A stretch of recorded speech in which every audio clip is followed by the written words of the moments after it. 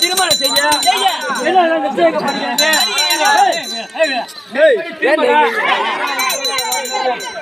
அது உன் பேர் என்னது? அப்பா பேர் என்ன? சீதாராமன். அம்மா பேரு சீதா. சீதா ராமன் சீதாவா? உன் பேர் என்னதுமா? தீபிகா. பெரியவளை சேர்ந்த குடிச்சவரா பொண்ணு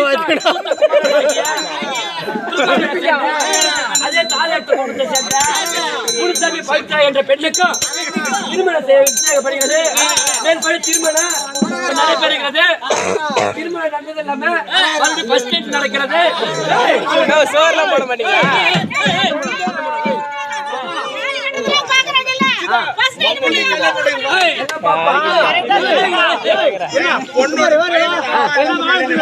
மூணு வாரத்துக்கு